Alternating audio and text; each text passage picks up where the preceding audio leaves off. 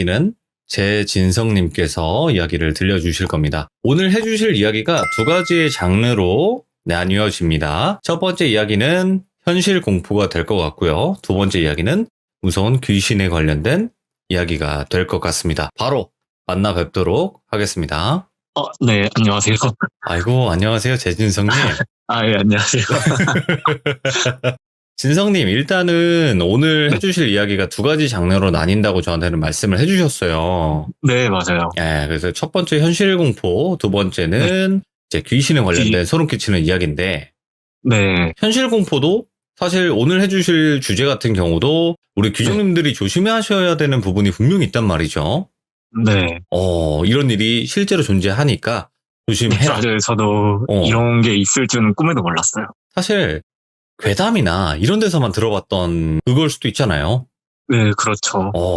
자, 그러면 바로 첫 번째 이야기부터 출발을 하도록 하겠습니다. 렛츠고! 기리십니다. 기리십니다.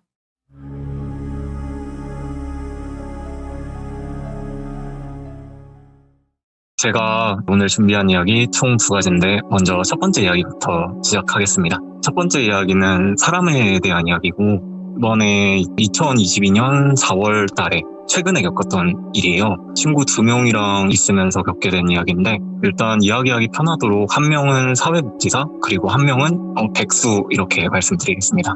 그 사회복지사 친구 부탁으로 어쩌다 보니까 제가 반강제적으로 봉사활동을 하게 됐어요. 근데 이게 제가 혼자만 좀 죽기 싫은 그런 성격이라서 백수 친구도 같이 끌고 가서 봉사활동을 하게 된 거거든요.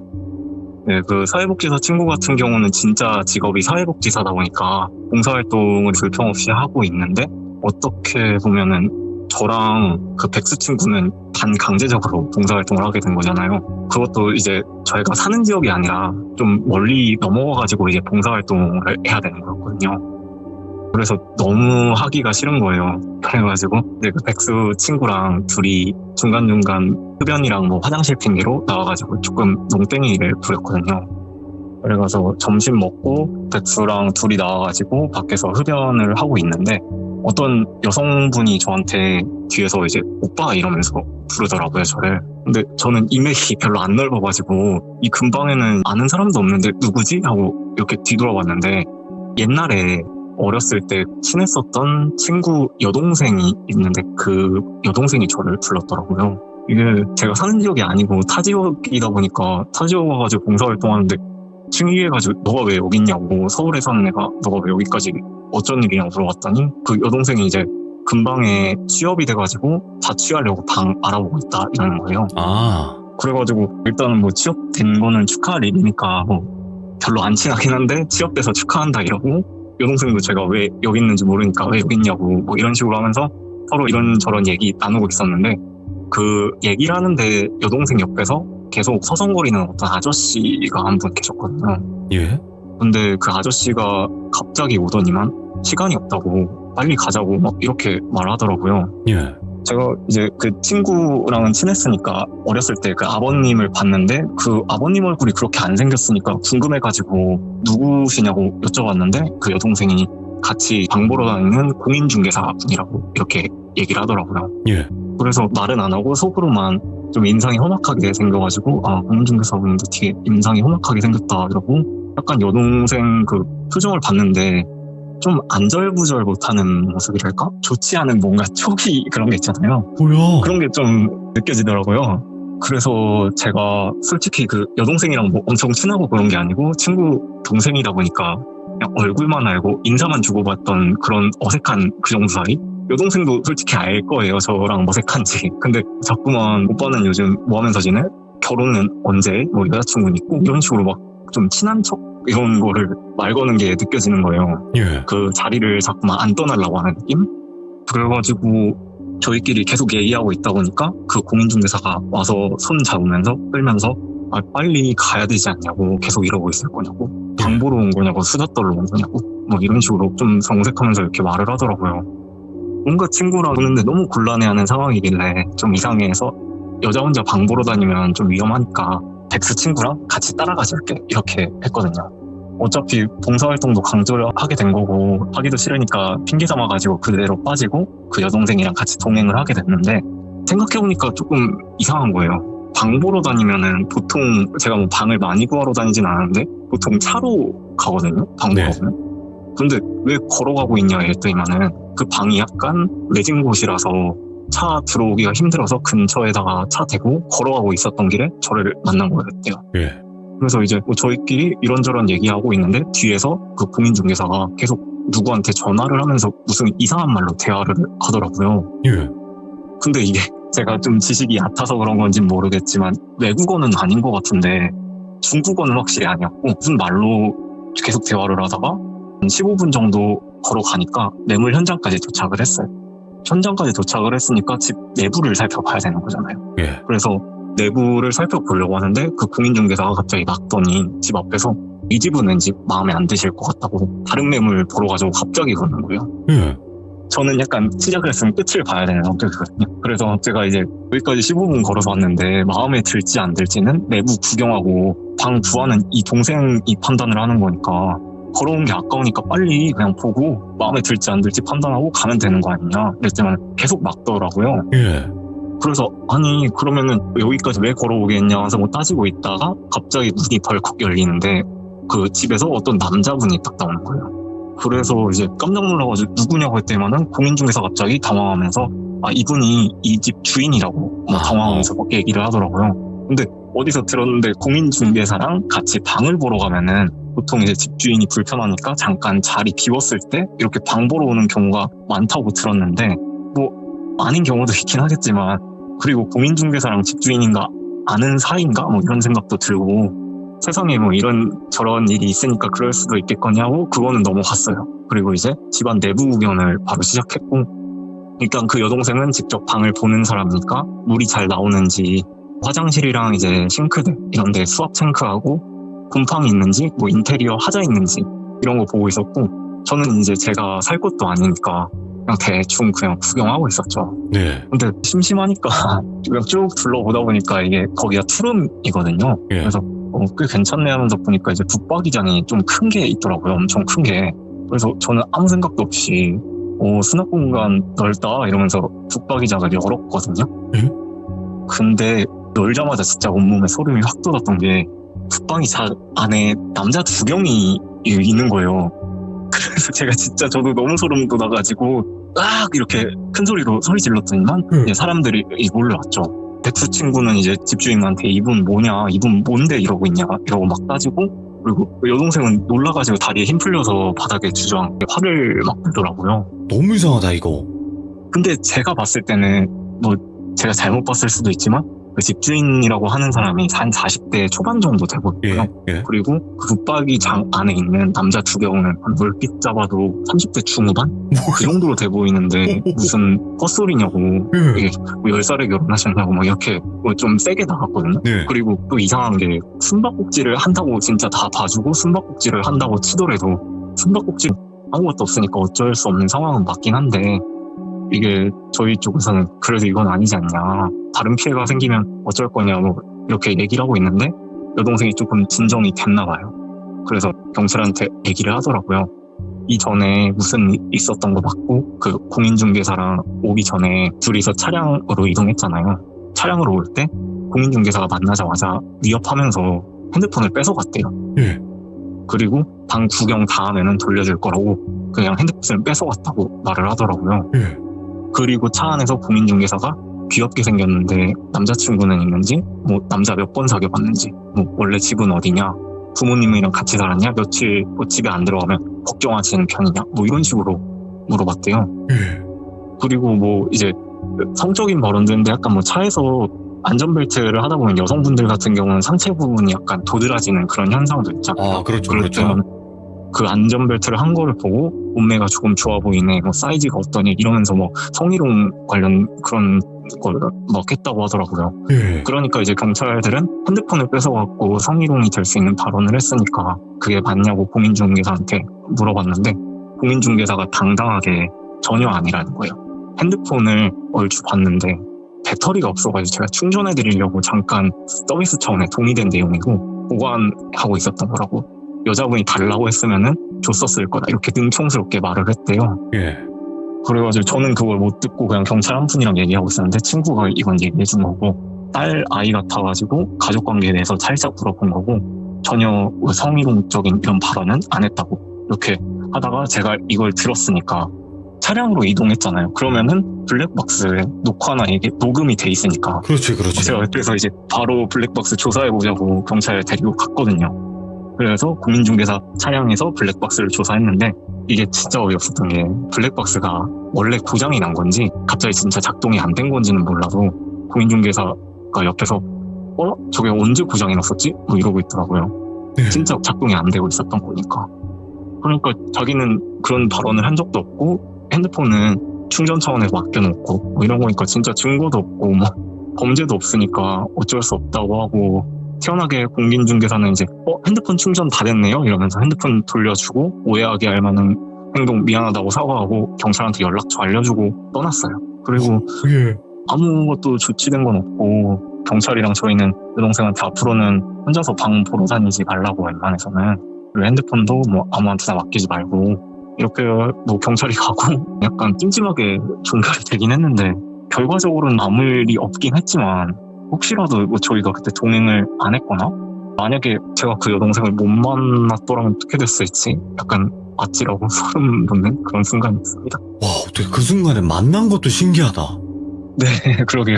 와. 그래서 가끔가다 장난식으로 뭐 생명을 구했다 뭐 이런 식으로 얘기를 하고 있는 상황입니다. 아니, 네, 진성님, 네, 너무 소름 끼치는 게 일단 만약에 재진성님을 안 만났다고 쳐봅시다. 그러면 그곳으로 네. 갔을 거예요. 그 여동생분도. 네. 근데 그 남자 2명이 소화기장에서 카메라를 들고 있었다 그랬죠? 네. 이유가 뭘까요? 그것도 경찰한테 말을 했더니만 예. 뭐 카메라로 누굴 찍었냐고 이렇게 얘기를 하더라고요. 찍은 것도 아니고 그냥 들고 있었는데 뭐 그거에 대해서 말씀을 드리겠네요. 홍택. 네. 진짜 너무 소름 끼친다. 그거 얼마나 놀라셨을까. 그 소화기장 저도 열었을 때. 보고 나서 너무 놀라가지고 진짜 세상에서 제일 큰 비명을 지른 것 같거든요. 저도 놀란 상황이라서. 근데 진짜로 조심하세요. 공인중개사인 척 하면서 그런 범죄 수법이 있나 보네, 지금. 네, 그래서 만약에 좀 주의를 해야 될 게 제 생각이긴 하지만 여성이든 남성이든 혼자서 만약에 방을 보러 갔는데 조금 뭔가가 이상하다 싶으면 주변 사람한테 어디로 방을 보러 간다라고 이렇게 뭐 직접적으로 얘기는 한 번 정도는 해야 될 것 같아요. 그쵸. 택시 탈 때 번호 이렇게 찍듯이. 네, 와, 진짜 소름 끼치네, 이거. 진짜 조심하셔야 됩니다, 여러분들. 이건 공인중개사가 아니잖아요. 이 사람들은 범죄 그쵸. 집단인 거잖아요. 네, 자, 그러면 다음 이야기는 전혀 다른 귀신에 관련된 이야기가 준비가 되어 있으신데 맞나요? 네, 맞습니다. 자, 바로 갈게요. 두 번째 이야기 같은 경우도 그 일을 겪고 당일날에 있었던 일이에요. 여동생 보내고 나서 저랑 이제 백수 친구가 여동생 위험하니까 터미널까지 발해다주고 버스 타는 곳까지 배웅을 해줬거든요. 그러던 중 이제 사회복지사 친구는 봉사활동 마저 끝내고 저희랑 합류를 했고 사회복지사 친구한테 이러이러한 일이 있었다. 걔네 집 가가지고 술 한잔하면서 이러이러한 일이 있었다. 이러면서 얘기를 하는데 얘기하다 보니까 좀 많이 소름 끼치는 상황이잖아요. 그래서 서로가 이제 지금까지 살면서 각자 무서운 일 겪은 거 한 번씩 말해보자고 이렇게 돌아가면서 얘기를 하다가 제 이야기도 한번 하고 백수 친구 이야기도 하고 그 사회복지사 친구 얘기도 이렇게 나오는데 그 사회복지사 친구에 대한 얘기입니다. 사회복지사 친구가 2020년에 겪은 일인데 사회복지사 친구를 좀 간단하게 소개시켜드리면은 그 친구가 저희 중학교 때쯤 아버님께서 교통사고로 돌아가시고 어머님께서 암투병 하시다가 2018년도쯤에 돌아가셨거든요. 예. 그래서 그 친구가 약간 이제 너무 힘들고 아픔 잊어보려고 한 1년 반 정도 전혀 쉬질 않고 열심히 일하고 자기 개발해서 조금 더 안정적인 사회복지사로 이직을 한 거예요. 예. 사회복지사 같은 경우 저희가 서울 쪽에 있다가 평택으로 이렇게 근무지가 변경이 되면서 서울에서 평택이 너무 출퇴근이 힘드니까 그쪽으로 새로 집을 구하려고 장만을 하려고 이사를 되는 상황이어서 그 전에 돌아가신 어머님 사망보험금이랑 어머님이랑 같이 살던 집 팔고 대출하고 이렇게 받아가지고 2020년 1월 말쯤에 젊은 나이에 집을 장만을 했어요. 네. 그래서 그 친구가 집을 샀으니까 집들이하러 한번 가야 되는 거잖아요. 제가 그 당시에 2020년 1월 말쯤에 집들이 겸 그 친구 청소도 도와주고 뭐 술도 먹으려고 이제 갔어요. 그래가지고 가서 친구 집 청소 도와주고 이제부터 이 인생 꽃표로 하면서 뭐 이제 좋은 얘기도 해주고 이렇게 저는 하루를 보내고 다음날 저는 제가 살던 곳으로 다시 올라갔습니다. 근데 제가 집들이를 한 뒤로부터 그 사회복지사 친구한테 안 좋은 일이 생겼대요. 퇴근하면은 매일 밤 한 11시부터 자정 넘어가는 그 시간쯤? 그때 이제 문 앞에서 누가 벨을 누르고 문 좀 열어달라고 남잔지도 모르는 여잔지도 모르는 약간 중성적인 목소리로 문 좀 열어줘, 문 좀 열어줘 뭐 이런 소리가 계속 들린다고 하더라고요. 예.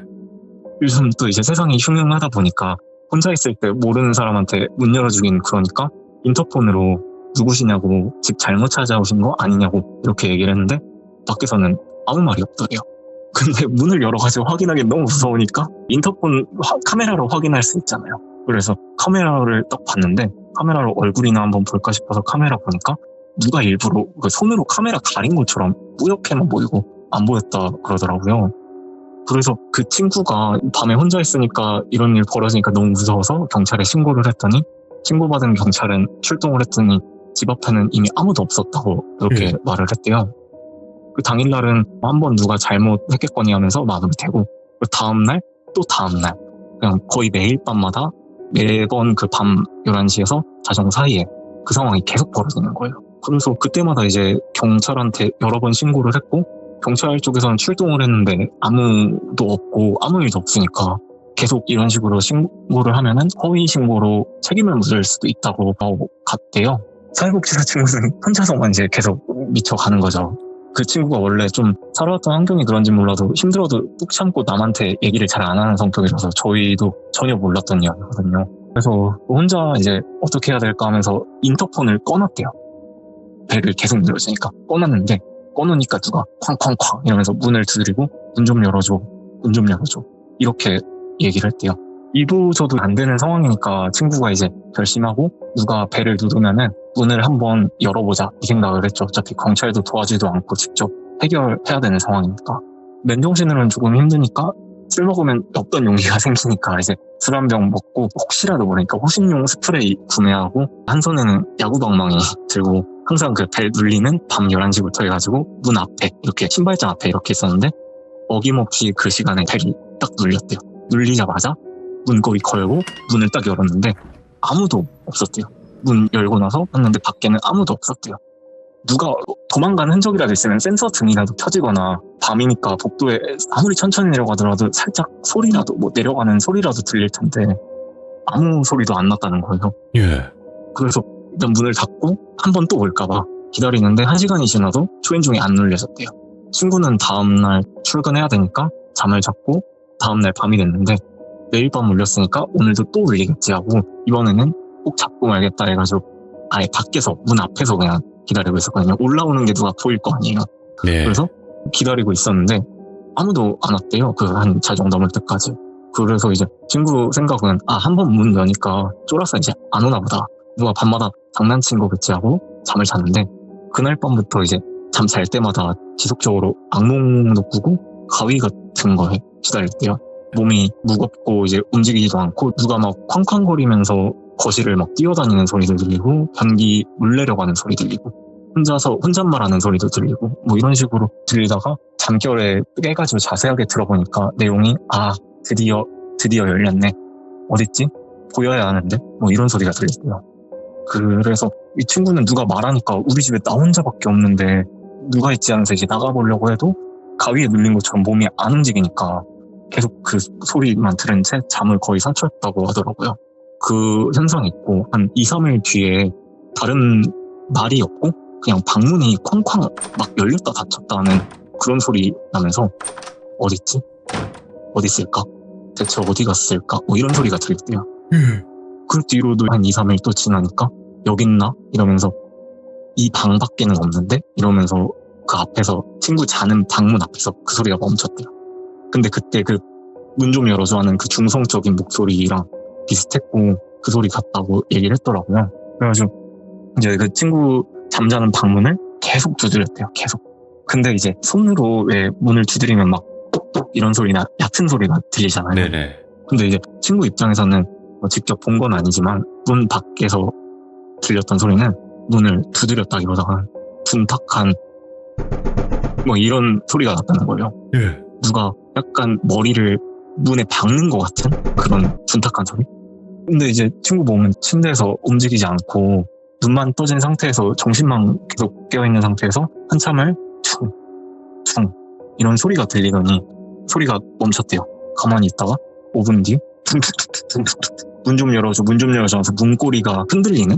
들어가도 돼? 뭐 이러면서 왜 안 돼? 문 열어주는 게 그렇게 어렵냐고. 열어줘? 할 말 있어. 한 번만. 너무 춥다. 이런 식으로 거의 2, 3주를 이렇게 시달렸다고 하더라고요. 근데 사람이 한 2, 3주를 제대로 잠을 못 자면 삶이 거의 피폐해지잖아요. 예. 그래서 병원 가서 수면제도 처방받고 잠을 자려고 했는데 효과없고 어김없이 그 시간에 깨가지고 누가 퉁퉁퉁 거리고 있고 그러니까 계속 그 현상이 발생이 되는 거고 내 친구는 계속 미쳐가는 거죠. 어느 날 퇴근하고 집에 들어가야 되는데 그런 상황이 계속 반복되니까 솔직히 누가 집에 들어가고 싶겠어요? 안 들어가지.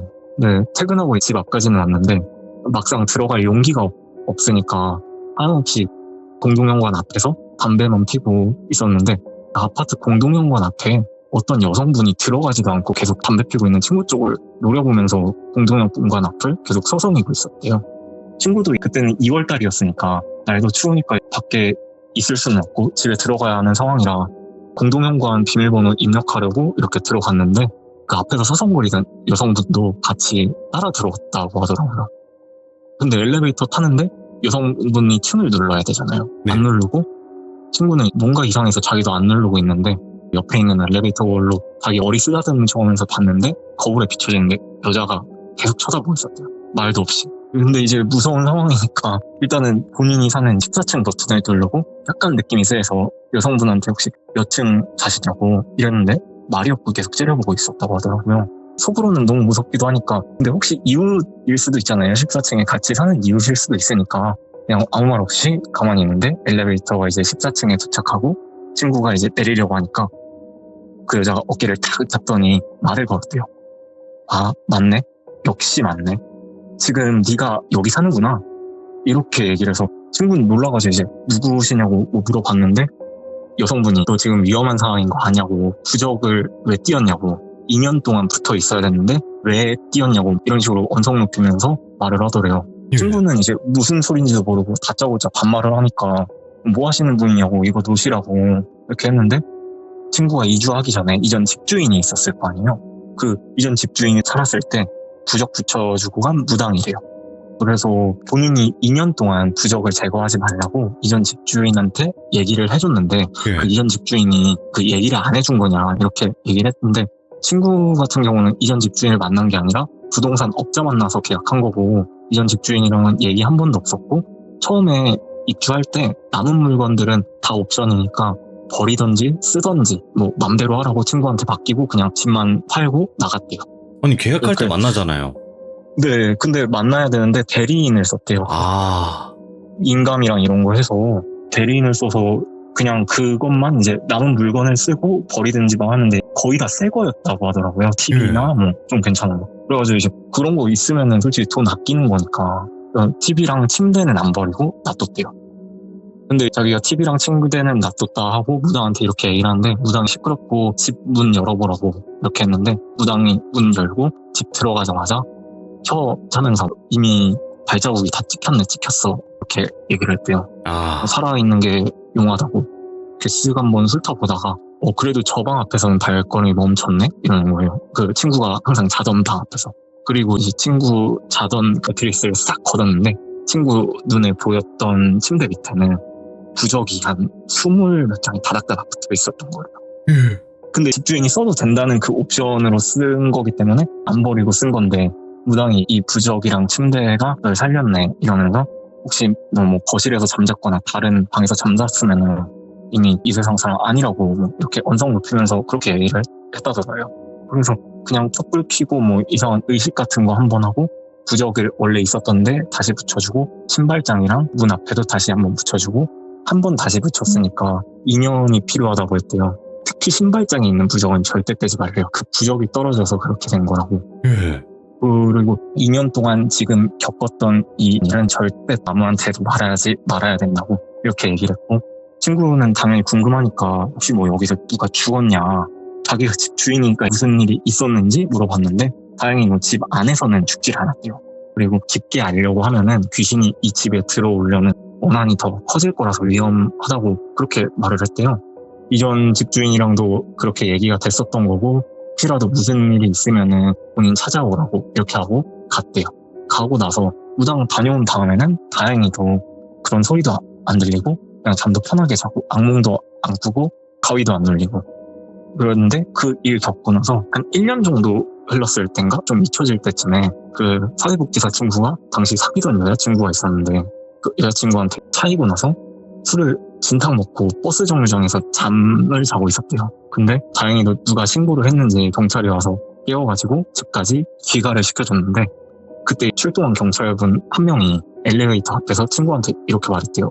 혹시 옛날에 누가 밤마다 초인종 누른다고 여러 번 신고하신 그 14층에 그 집주인분 맞으시냐 했는데, 친구가 처음엔 신고를 했잖아요. 친구가 맞다고 했더니 본인이 그때 출동했던 경찰 중에 한 명인데 그때 3대 경찰이 있어서 눈치 보여서 말씀 못 드렸던 얘기가 있었다. 사실인지는 몰라도 이 아파트 단지에 2가지 소문이 있는데 사실관계는 확인되지 않는데 알고 계셔라 이러면서 얘기를 했대요. 첫 번째는 웬 노숙자가 14층 복도에서 겨울에 자다가 저체온증으로 사망했다 이런 소문도 있고, 두 번째는 어떤 가족이 살았는데 딸 헤어진 남자친구가 집 앞까지 와서 문 두드리면서 열어달라고 했는데 무서우니까 아무도 안 열어줘서 창문 열고 그 앞에서 죽었다나 뭐 이런 소문이 돌았고, 정확히 몇 동인지는 모르고 14층인 것까지만 알고 있다, 그냥 들리는 소문이다 이렇게만 얘기를 했대요. 그래서 그 경찰도 이제 호기심에 궁금해서 그러는데 혹시 그간 무슨 일 없으셨냐 이렇게 경찰이 물어봤다는 거예요. 근데 이제 친구가 술이 취해서 당연히 있었죠 이렇게 얘기를 하려고 했는데 순간 갑자기 그 무당이 했던 말이 기억나더래요. 2년 네. 동안 아무한테도 말하지 말라고 했던 거. 순간 정신 확 들고 경찰한테 말할 뻔했다가 아무 일도 없었다고 바래다줘서 감사하다고 하고 경찰한테 인사를 하고 가는데, 엘리베이터 문 닫힐 때쯤에 살짝 그 틈 사이로 경찰이랑 눈이 마주쳤는데 경찰이 살짝 이상한 미소를 짓고 있었다고 하더라고요. 그리고 아무 이유도 없이 온몸에 소름이 쫙 돌고 혼자서 그런 생각을 했대요. 원래 경찰이 혼자만 다녔나? 이런 생각이 들더래요. 원래 2인 1조로 다니는데. 그래가지고 이제 무서워서 소름이 확 끼쳐서 출동한 지구대나 이 파출소 그쪽에다가 물어보고 싶었는데 그냥 안 좋은 기억이니까 다 잊자고 안 물어봤다고 하더라고요. 그리고 별탈 없이 2년이 지나가지고 저희한테 그 당일날 그 얘기를 해줬고 이제 허락 맡아서 이렇게 알려드리게 됐습니다. 우와. 그리고 이건 변해인데 그 당일날 있었던 얘기거든요. 제가 얘기를 듣다가 소름이 2번 돋았어요. 일단은 처음에 그 집들이 할 때 제가 청소를 도와줬다 했잖아요. 청소를 도와줄 때 신발장에 있는 부적을 제가 뺀 거. 범인이구나. 네. 그거는 이제 친구한테 사과를 하고 용서를 구했습니다. 그리고 무서운 이야기 하면서 그냥 얘기하면은 그러니까 저희도 분위기를 내려고 무서운 BGM을 유튜브에다가 쳐가지고 무서운 BGM을 틀어놓고 얘기를 했는데 그 BGM이 제가 알기로 30분 조금 안 되는 음악이었거든요. 그리고 이제 제 얘기도 하고 친구 얘기도 하고 이 친구 얘기도 하고 막 하니까 30분이 넘어가는 시간이잖아요. 네. 그래가지고 얘기가 다 끝나고 음악을 제가 끄려고 보니까 이미 다 들어가지고 정지가 돼 있는데 음악은 계속 흘러나오는 거예요. 그래서 제가 야 얘기 끝났으니까 음악 꺼라 이랬더니 그랬더니 소리가 멈추는 거예요. 근데 친구 둘이서 저한테 그러는 거예요. 뭔 소리냐 네가 음악 틀어놓고?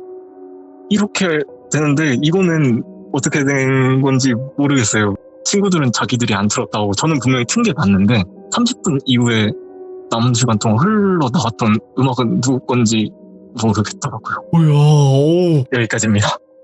와. 네, 진성님 많이 떨리셨죠? 네 맞습니다. 근데 떨려도 이렇게 그냥 할 말 다 하시고 이렇게 소름 끼치게 만드시는 분이 정말 또 계시는구나 이런 생각이 또 들어요.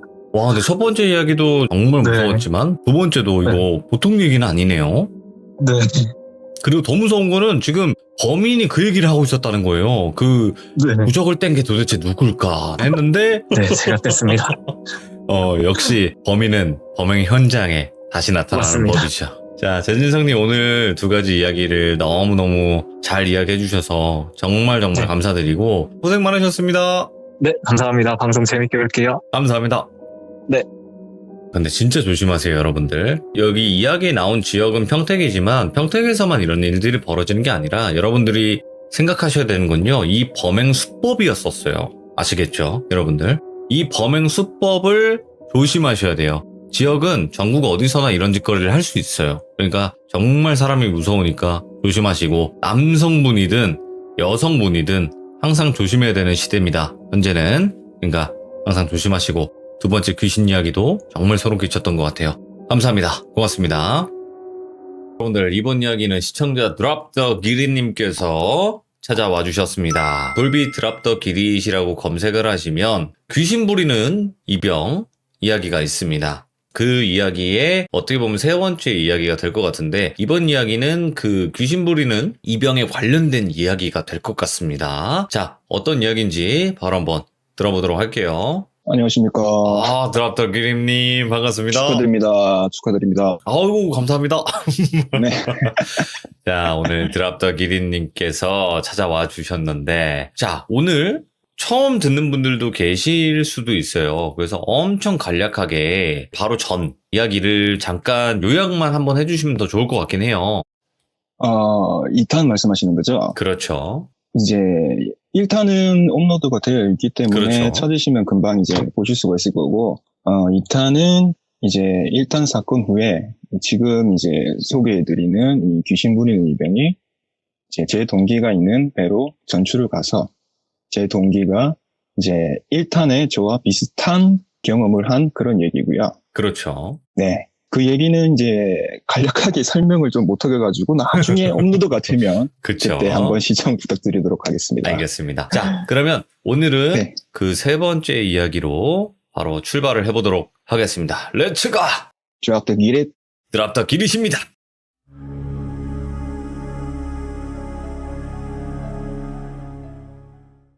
이번 얘기는 돌비님께서도 궁금해하셨던 것들인데 이 편을 아직 안 보신 분들은 잘 모르시겠지만 이 편에 나왔던 동기랑 귀신 부리는 이병이랑 친했다고 했잖아요. 그래서 이 귀신 부리는 친구가 이민을 갔었는데 제대하고 이제 한국 들어올 때 저랑 친한 동기 항상 만났었어요. 근데 기회가 돼서 얼마 전에 제가 직접 만나요. 그래서 저랑 그 귀신 불렸던 그 친구랑 제 동기랑 이렇게 세 명이서 만나게 됩니다. 세 명이서 일단 밥도 먹고 커피도 한잔하고 마지막에 포장마차 가가지고 한잔하면서 자세한 얘기를 듣게 되는데 이번 편은 이제 앞에 했던 1편, 2편에 나오는 그 귀신의 정체하고 그리고 그 귀신 외에 이 친구, 그냥 간단하게 이 친구를 돌비라고 할게요. 이 친구의 말을 잘 들은 것인가.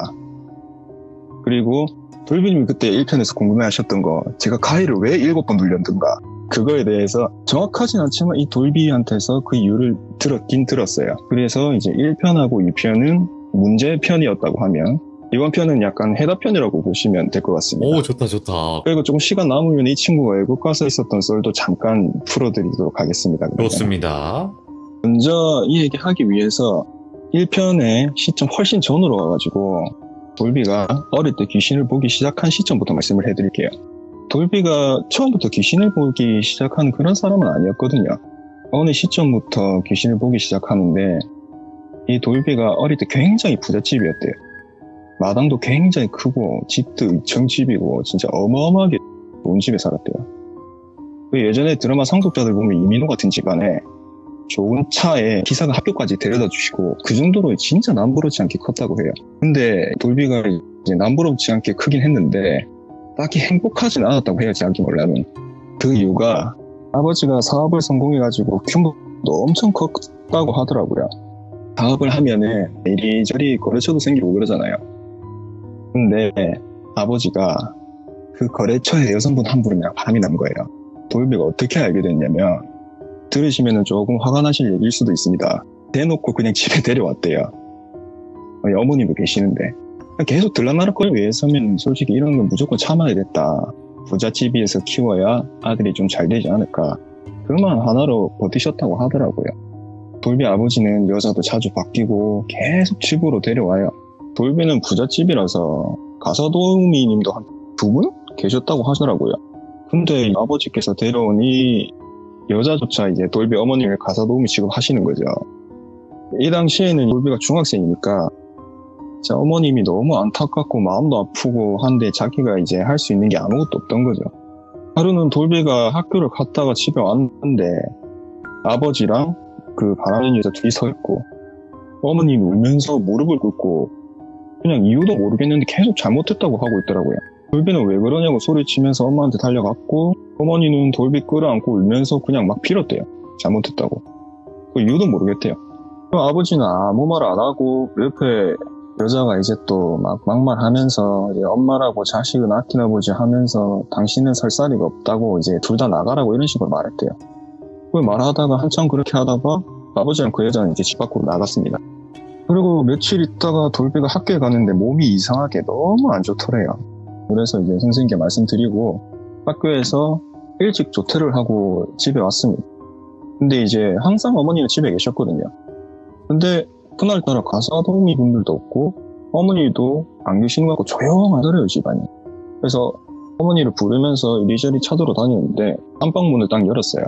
근데 이제 어머님이 돌비야 엄마 미안하다 못 버티겠다 글을 적어놓고 이제 약을 드셔서 극단적인 선택을 하신 상태였다고 하더라고요. 근데 다행히도 돌비가 일찍 조퇴하고 왔으니까 일찍 발견하고 119 신고하면은 오는 시간 해가지고 더 늦을 것 같아가지고 운전기사님이 있으니까 그분께 부탁을 해가지고 어머니를 병원에 모시고 갔습니다.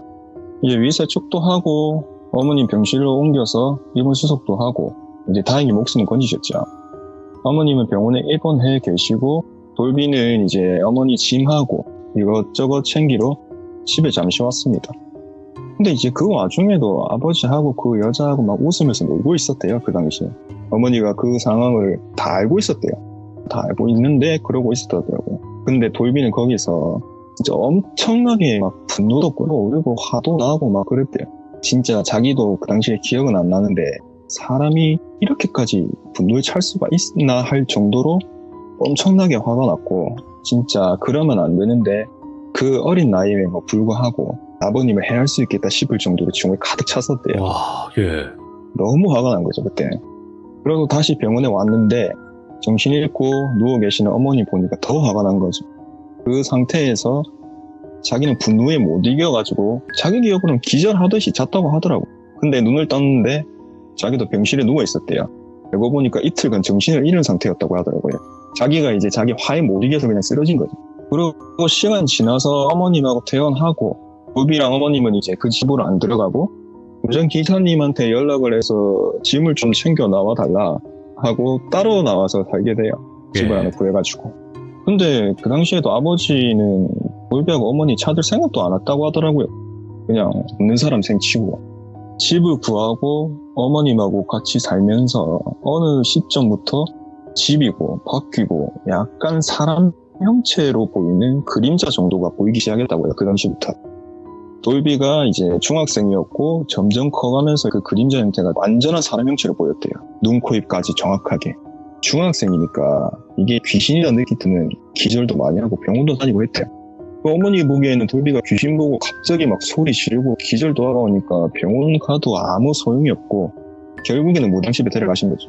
그때 이제 무당이 하는 말이 이제 정은편에 마지막에 했던 것처럼 얘는 신내림을 받아야 된다. 들어보니까 사람이 누군가에게 진짜 심하게 엄청나게 징후를 느끼거나 눈에 휩싸이면은 자기가 감당을 못할 정도로 그렇게 되면은 귀신을 보게 눈이 뜨이게 되는 경우가 있다고 하더라고요. 그게 지금 돌비의 경우다 라고 했대요. 근데 이제 그 무당이 돌비는 귀신은 보는데 걔들은 돌비를 괴롭히지 못할 거다. 돌비는 진짜 옛날에 대장국급 조성님이 지키고 있대요. 그래서 절대 괴롭히지 못한다. 근데 엄마 아빠는 다르다. 돌비는 이 조상님이 지키는데 엄마 아빠를 동시에 지키는 건 아니기 때문에 얘는 신내림을 받아야 된다. 그래야 어머니 아버지가 좋아진다. 이렇게 말을 했대요. 생각해보겠다 하고 집으로 들어가서 얘기를 해보겠다고 들어갔는데 어머님은 신내림 받는 걸 처음에 반대를 했대요. 아들이 그렇게 되는 게 싫어졌던 거죠. 근데 며칠 뒤에 어떻게 알았는지 돌비 아버지가 수소문 끝에 그 집에 찾아오게 됐대요. 아버지가 하는 말이 자기가 이제 무당 찾아가서 자주를 봤는데 아들이 신내림을 받아야 자기가 무조건 잘 된다고 했다는 거예요. 그 말 하나 믿고 이제 수소문 끝에 설득을 하러 온 거죠. 알고 보니까 그렇게 잘 되던 아버지 사업이 거의 망하기 직전이었다는 겁니다. 갑자기. 돌비는 아버지가 진짜 손 놓기 보기 싫은 상태라고 당장 나가라고 소리치고 어머님은 지금 여기 어디라고 찾아오냐고 내쫓았대요. 그 이후에도 계속 전화 오고 한참을 그렇게 했대요. 어머니도 이제 솔직히 마음이 좀 약해졌는가 돌비 보고 미워도 낳아준 아버지인데 신내림 받는 게 어떠냐 이렇게 설득을 했대요. 그래서 돌비는 내가 죽으면 죽었지 아버지 잘 되는 꼴은 못 본다. 엄마는 내가 무조건 지킬 거니까 난 신내림 받기 싫다. 귀신이 나를 안 괴롭히는데 왜 내가 받아야 되냐고 계속 안 받을 거라고 버텼대요. 몇 년 동안 버티는데 몇 년 동안 버티는 그 시간에도 귀신이 엄청 많이 보이고 놀래고 이러니까 이제 귀신이 나타나도 아무 감정이 안 들었대요. 그냥 사람 지나가듯이 그냥 지나가게 보고 이렇게 그냥 지나갔대요. 자기를 얻지 못한다는 걸 아니까 보여도 무시하고 그렇게 했던 거죠. 근데 이제 몇 년 동안 아버지가 계속 찾아왔대요. 그 상태에서도. 어느 시점부터 아버지가 내가 죽는다. 그렇다고 했다. 제발 돌비야 신내리 좀 받자 하면서 찾아오더래요. 그때는 이제 몇 년 지나서 돌비가 고3이 되던 시점이었고 돌비는 그때 얼굴만 봐도 진짜 치고 싶은 심정까지 들 때여서 그러면 안 되는데 아무리 미워도 그러면 안 되는데 차라리 안 받고 있으면 아버지가 돌아가시겠구나. 그러면 신내림 안 받고 버틸 거다라는 생각을 했대요. 그렇게 1년 지나고 20살이 되던 해에 진짜 아버지가 사고로 돌아가셨대요. 이게 진짜인가 싶어서 뜨끔하더래요, 돌비도. 근데 이제 장례식장 가니까 눈물도 안 나오더랍니다. 속이 시원하다는 그런 감정까지 받게 됐대요. 그러니까 이제 어머님은 이렇게 되니까 이게 진짜 신내림을 안 받아서 그런갑다. 자기도 조금 불안해지셨대요, 어머님도. 자기도 안 좋게 될까봐. 그러니까 이제 아들아 생각을 좀 해보면 안 되겠나. 이렇게 계속 설득을 시키더래요. 어머님을 생각하면은 솔직히 신내림을 받는 게 맞는데 자기는 죽어도 받기 싫더라고요. 그래서 이제 20살도 됐겠다. 도피를 하려고 군대로 오게 된 거예요. 도망을 온 거죠, 군대로. 대구는 이제 지원 입대라서 지원을 해서 자기가 스스로 오게 된 거죠. 그렇게 해서 입대 온 곳이 1편에 나왔던 제가 있던 부대였던 거고요. 돌비가 첫날에 딱 배 앞에 와서 들어오려고 하는데 배 외부에는 이제 밖으로 안 빠지게 안전을 위해서 안전바 같은 게 이렇게 설치가 되어 있거든요. 구담에는. 전입와서 배 입구를 딱 들어올라는데 그 펜스 위에 1편에 등장했던 그 남자가 그 위에 차렷 자세로 딱 서 있었대요. 절대로 그 위에는 사람이 서 있지 못하는 구조군요. 그래서 돌비는 귀신이 군함에도 있구나 생각하는 찰나에 그 귀신이 갑자기 어서와 기다렸어 이랬다는 거예요. 그 당시에도 돌비는 워낙 귀신도 많이 보고 시달려고 해서 별 감정도 안 들었대요. 얘는 또 뭐고 이러면서 짐을 풀고 이런저런 인수인기 같은 것도 받고 첫날 저녁에 잠을 들었는데 뭔가 중얼중얼 하는 소리에 잠이 깼대요. 그리고 눈을 딱 떠보니까 아까 입구에서 본 그 귀신이 자기 옆에서 뒤돌아가지고 막 뭐라고 중얼중얼거리고 있었대요. 처음에는 이제 사람이 자다 깨면은 소리가 나도 잘 모르잖아요. 정신이 없어서 잘 안 들렸는데 점점 이제 잠이 깨가고 정신이 차려지면서 잘 들어보니까 이거 아닌데 이거 아닌데 이거 아닌데 이거 아닌데 계속 이러더래요. 이거 아닌데 이거 아닌데 그러면서 갑자기 뒤로 돌아서 자기를 쓱 보더니만 넌 내가 죽일 거야 이러면서 쓱 없어지더래요. 돌비는 좀 황당하잖아요. 근데 자기는 이제 귀신들이 해할 수 없다는 걸 아니까 별 시도치 않게 생각했대요. 건드리지 못하니까. 그러다가 며칠 후에 1편에 사건의 밤이 됩니다. 그 당기 사건 이후에 제가 먼저 돌비랑 그 당기서도 후배랑 일찍 내려 보냈다 했잖아요. 그날 바로 내려가서 돌비가 누워서 잠이 들었는데 그날에 가위가 눌리게 됐대요. 가위가 눌려서 눈을 떴는데 그 귀신이 옆에 서 있었대요. 그러면서 또 너 내가 죽일 거야 너 내가 죽일 거야 계속 이러고 있었대요. 돌비는 이제 가위가 눌리는 게 말이 안 나오는데 자기 딴에는 왜 날 죽일 거냐고 이렇게 전달을 했대요. 자기도 어떻게 했는지 모르겠는데. 그러더니 갑자기 그 귀신이 웃으면서 궁금해? 이러더만은 자기 앞으로 쓱 오더래요 더. 그러면서 약간 자기랑 겹쳐지던 기분이 들더래요. 그래서 돌비는 뭔가 좀 간질간질거리는 느낌이 들어서 그 상태로 그냥 바로 잠이 들었대요. 그러고 나서 꿈을 꿨는데 꿈이 1인칭 시점이더래요. 근데 분명 돌아봐도 여긴 군함이었고 근데 자기가 있는 군함의 모습은 아니더랍니다. 배가 좀 오래돼 보이고 낡아 보이더래요. 1인칭 시점으로 꿈을 꾸고 있는 상태라서 자기는 꿈인지 이제 인지하고 있는 거죠. 이리저리 둘러보고 있었는데 갑자기 누가 발을 걸더래요. 그래서 돌비가 딱 넘어졌는데 이게 분명히 꿈인 걸 아는데 이게 생생하게 체험이 됐답니다. 너무. 그러다가 발을 건 사람이 갑자기 앞으로 쓱 나오더니 에이 좀만 더 세게 굴렀으면 바다에 빠졌을 텐데 아쉽다 이러던 거예요. 이러면서 쑥 웃더랍니다. 근데 이제 1인칭 시점인데 자기 몸이 맘대로 안 되더랍니다. 자기가 갑자기 벌떡 일어나더만 그 사람 앞에 가서 죄송합니다 이러고 있다는 거예요. 그러다가 앞에 사람이 뺨을 툭툭 치면서 이 정도 괴롭혔으면 좀 죽을 때 안 됐냐 이러면서 웃음이 사라졌대요. 순간적으로 이유는 모르겠는데 자기가 딱 느꼈대요. 아 이건 내가 아니라 이 귀신이 살아있을 때 겪은 일이구나. 그래서 진짜 화장실로 끌려가서도 막 맞고 엄청 많이 맞았대요. 그러다가 식당에서 밥을 먹는데 밥그릇을 뺐더니만 밥은 다 버리고 밥 다 먹고 버리는 짬통 있잖아요. 그거를 가져와가지고 너 이런 거 먹어야 되지 하면서 주더랍니다. 그걸 보면서 다른 군인들이 이제 막 웃으면서 즐기는 게 보였대요. 이제 하루 종일 그렇게 먹지도 못하고 좀 쓰러질 때쯤 되면은 제대로 된 밥 한번 먹이고 또 버티게 만들었대요. 그러고 또 못 먹게 하다가 또 괴롭히고 그랬답니다. 그러고 이제 잠이 들면은 다른 병들이 번갈아 가면서 깨웠대요. 졸면 때리고 침대에서 떨어뜨리고 그러다 일어나면 야 올라가 누워 이러면서 가만히 있으면 이제 졸잖아요 사람이. 졸면 또 때리고 또 그랬대요. 번갈아가면서 깨웠대요. 그게 7명인 거예요. 항상 7시간을 1시간씩 한 번씩 돌아가면서 깨운 거예요. 그래서 제가 가위를 7번 눌렀을 거라고 하더군요. 걔 말 들어보니까. 이게 정확하게 판단은 안 되는데 자기가 7명씩 그렇게 계속 했다 보니까 제가 이유가 그건 것 같아요. 자기도 그랬다고 하더라고요. 그러다가 쓰러질 때쯤 되면 또 하루 푹 재우더래요. 근데 또 하루 푹 자고 나면은 사람이 좀 버텨지니까 또 이제 한 명씩 돌아가면서 깨우고 했다더래요. 근데 돌비는 이게 꿈인 걸 알거든요. 근데 하루가 아니라 최간사 몇 주의 일을 꿈에서 겪었대요. 근데 자기가 느끼기에 유독 한 사람이 진짜 너무 심하게 괴롭히더래요. 주동자처럼 자기가 앞서서 괴롭히고 귀신이 살아생전 일을 겪고 있는데 꿈인 걸 알잖아요. 근데도 자기가 아 이건 아닌 것 같다. 이건 내가 배에서 괴롭힘 당하는 수준이랑은 차원이 틀리구나 이렇게 생각했대요. 그러다가 이 친구가 한계가 오는 걸 자기도 느꼈대요. 이제 못 버틸 정도가 된 거죠. 일부러 휴가도 잘리게 만들고 전화도 못하게 하고 이제 거의 반 미치게 만들어버리는 거죠. 그러다가 출항 훈련을 하기 위해 배가 바다로 나가는데 훈련을 하다가 바다 위에 닷을 좀 내리고 있는 경우가 있거든요. 한 번씩. 그렇게 있는데 또 괴롭힘 주동자 몇 명하고 몇몇 친구들이 이제 외부로 불러내더래요. 1인치 10점인 돌비도 자기도 너무 괴롭더래요. 이게 자기도 한계가 느껴질 정도였대요. 그렇게 이제 이유 없는 웃음에 폭행이 가해지다가 그 주동자가 머리를 잡고 바다 쪽으로 싹 밀면서 괴롭지 그냥 빠져 죽는 게 어때? 이러면서 막 웃더래요. 그러면서 웃으면서 그 주동자가 하는 말이 그거 알아? 너 전에 여동생 면회 왔었지? 너 몰래 내가 집 전화번호 받았어? 이러는 거예요. 그때 옛날이라서 이제 집 전화번호 교환할 그 시점이었던 것 같아요. 네가 여기서 뛰어내려서 죽으면 여동생 가만히 놔둘게. 나 좀 있으면 휴가 나가는 거 알지? 가만 안 둘 거야 이러면서 막 상스러운 말을 하면서 웃었대요. 근데 그렇게 하는 게 이렇게 말해도 안 뛰어내릴 걸 알면서 약간 그렇게 괴롭히는 기분이 들었대요. 해봐 하면 못하는 거 있잖아요. 그런 느낌이 들어요. 이제 이 살아생긴 귀신은 한계가 슬슬 왔대요. 돌비도 그걸 느꼈고 그래서 이제 모두 포기하고 뒤돌아서 딱 돌비가 말을 했대요. 그러니까 그 귀신이 말을 한 거죠.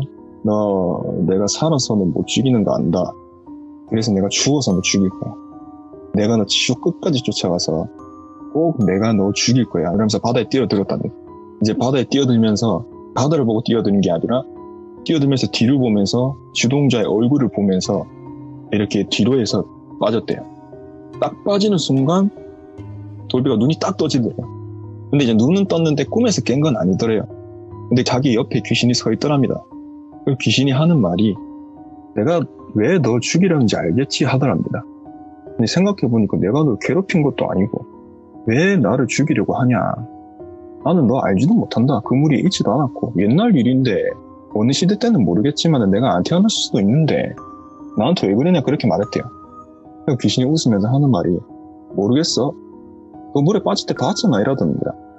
아니 내가 뭘 봤다고 그래라고 하는데 말이 딱 끝날라는데 이제 물에 빠질 때 그 주동자의 모습을 딱 보면서 빠졌다 했잖아요. 그때 생각이 나더랍니다. 이제 얼굴하고 명찰을 봤는데 정확하게 보였대요.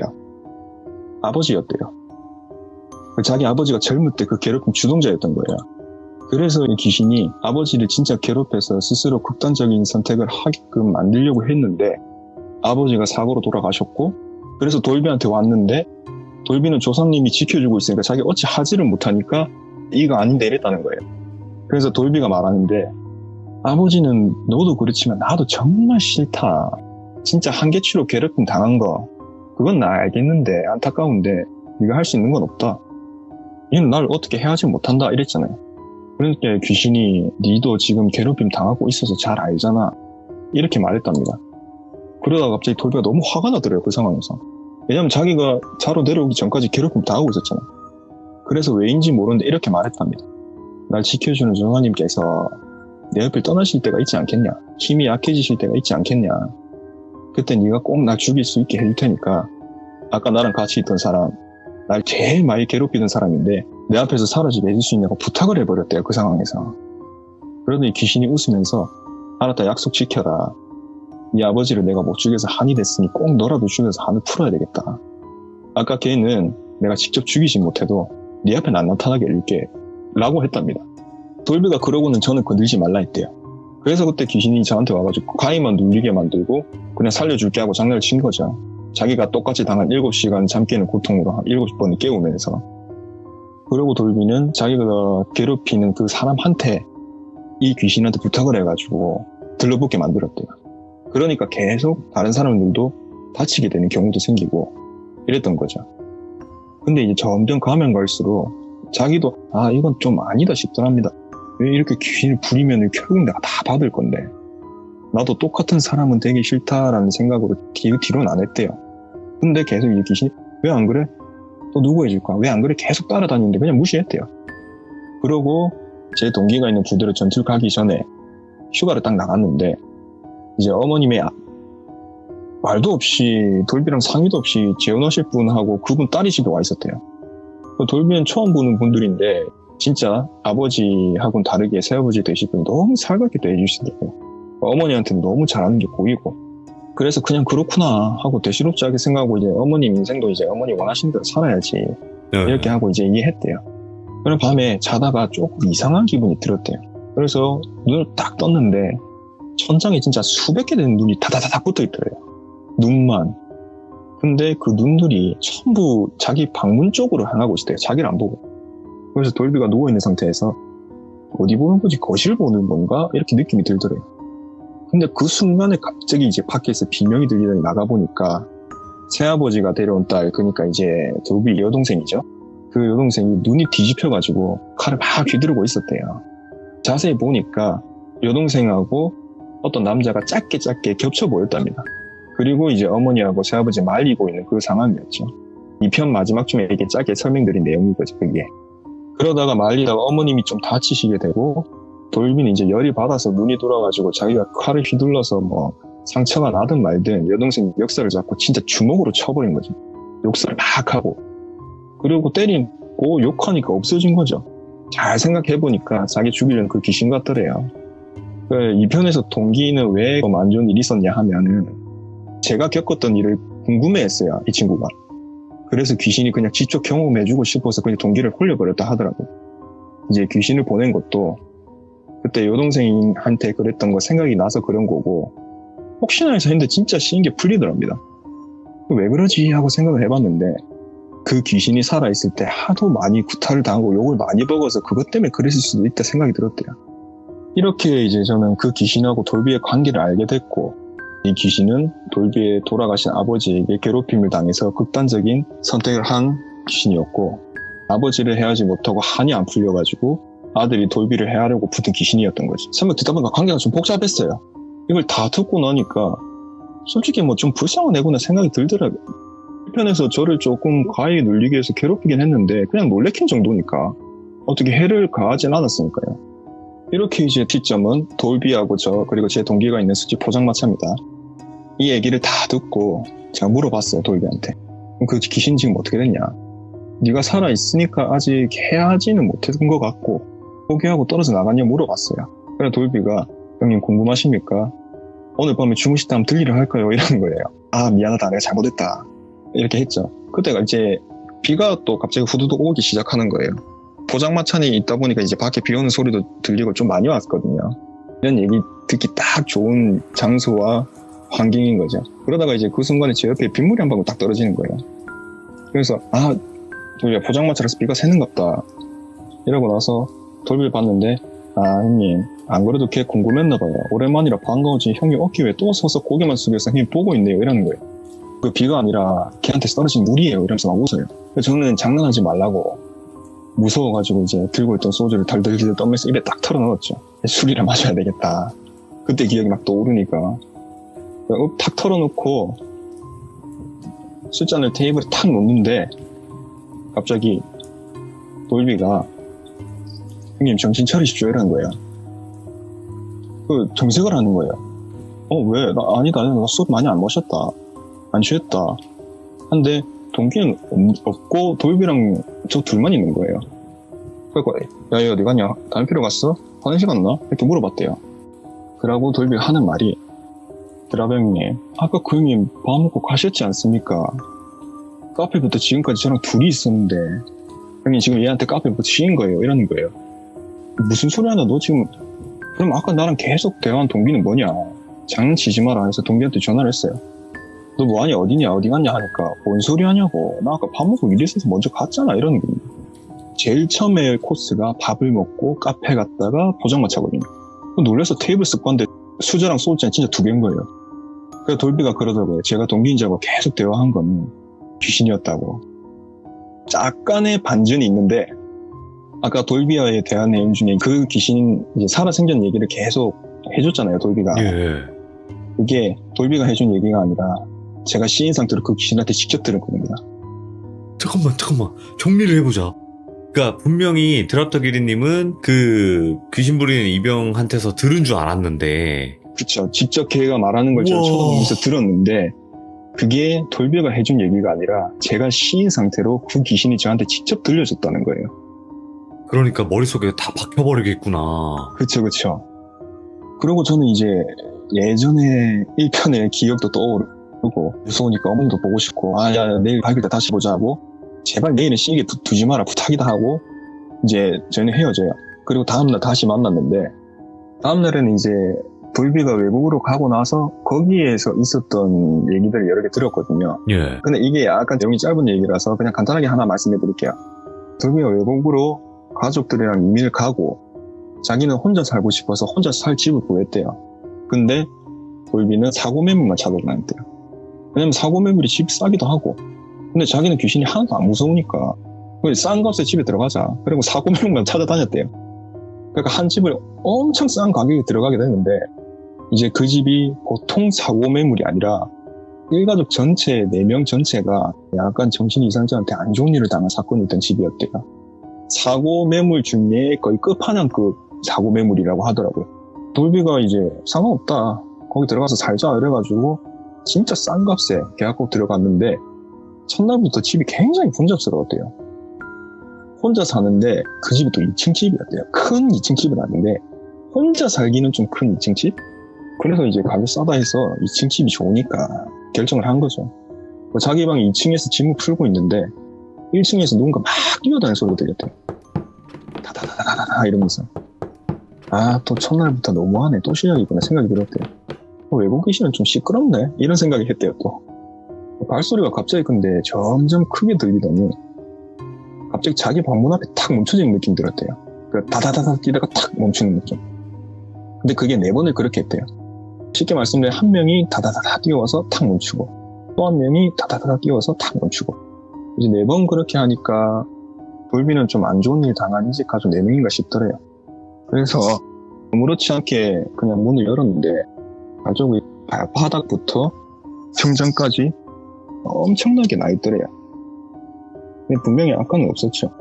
그러다가 이러다 또 없어지겠지 하고 이제 짐을 마저 정리하려고 뒤로 돌았는데 어떤 꼬마가 서 있더래요. 돌비는 귀신이 무서워하진 않는데 갑자기 나타나니까 놀래져서 아닌데 그래서 다가가서 누군지 물어봐요. 너 누구냐고.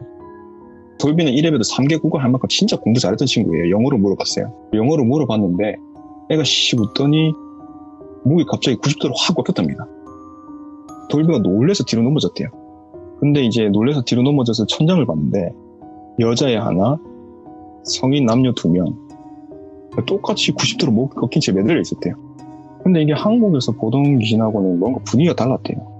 한국에서는 이렇게 좀 여기저기 상한 귀신을 많이 보긴 했는데 위험하겠다라는 생각을 안 했대요. 근데 얘들은 왠지 모르게 지금 자기 죽일 수도 있겠다라는 생각이 들었대요. 그래서 갑자기 원래 안 그러는데 엄청나게 공포가 밀려왔대요. 그래서 1층 거실로 막 뛰어내려가가지고 불을 다 켜고 마음을 좀 진정시키면서 겁먹지 말자, 쟤들 나 못 건든다 하면서 고개를 이제 싹 돌렸는데 창밖에 이제 못 꺾인 그 모습 그대로 4명이 서 있었다는 거예요. 그러다 갑자기 4명이 동시에 입이 찢어지듯이 미친 듯이 찢어지고 웃으면서 엄청 빠르게 창문 통과해서 자기 앞쪽까지 다가왔대요. 한 30cm 정도? 앞에서 갑자기 4명이서 탁 멈추더니 돌비 오른쪽을 쓱 쳐다봤대요, 동시에. 근데 목이 90도로 꺾여온 상태에서 보니까 밑으로 내려간 거죠, 오른쪽을 보는 것도. 근데 그 4명이 오른쪽을 보니 갑자기 쓱 없어지더래요. 아무 짓도 안 했는데. 이게 또 뭔 일인가 싶어가지고 자기도 오른쪽 봤는데 자기 옆에 자기 죽이려고 기다리는 군이 귀신이 서 있었대요. 물 건너는 귀신이 못 따라온댔는데 걔는 대체 한이 얼마나 많은지 따라왔던 거죠. 더 얘기하면 너무 길어지니까 그냥 간단히 말씀드리면 그 집에 1년 정도 살았는데 그 일가족 귀신은 계속 나타나긴 했는데 이 해군 귀신만 보면 도망갔대요. 자기 죽이려고 붙은 귀신이 1년간 자기를 지켜준 꼴이 된 거죠. 야, 죽이려고 만났는데 소울용이 된 거네, 결국엔. 어떻게 보면 자기를 죽일 거라고 붙어 있는 건데 다른 귀신이 자기 죽이는 걸 꼴을 못 보겠다고 그랬다 했다고요. 그래서 이제 1년 동안 그렇게 하다가 다른 집으로 이사를 갔대요. 이렇게 귀신 부리는 돌비 얘기를 이렇게 3편에 걸쳐서 해드렸는데 이제 너무 이 친구 얘기만 하면 재미없으니까 다음번에 이제 약간 쉬어간 타임으로 다른 얘기들도 하고 이 친구 얘기는 좀 한참 뒤에 시즌2로 또 돌아오겠습니다. 그러니까 이게 지금 아마 이 얘기를 못 들으신 분들은 도대체 뭔 얘기를 하는 거야? 그 친구가 누군데? 이게 도대체 무슨 얘기야? 이럴 수도 있어요. 근데 지금 이미 1편이 올라가 있는 상태잖아요? 그 1편을 들어보시면 그 귀신 부리는 이병 욕이 많을 거예요. 엄청날 겁니다. 그 욕이 많을 거예요.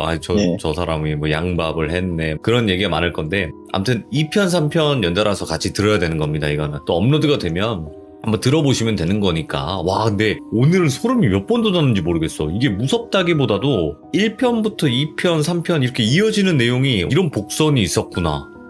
그것도 그렇고 그 이야기 나온 돌비의 아버지가 그 괴롭혔던 당사자였던 것도 소름 끼치고. 진짜 이거는 말도 안 되는 얘기인데 진짜 말도 안 되게 들었습니다, 저도. 그리고 얼마나 한이 많으면 극단적인 선택을 하면서 쳐다보면서 내가 너 어떻게든 끝까지 쫓아가서라도 내가 너 괴롭힌다 하고 뒤로 떨어지면서 쳐다보면서 떨어졌다는 것도 상상해보니까 얼마나 소름 끼쳐요.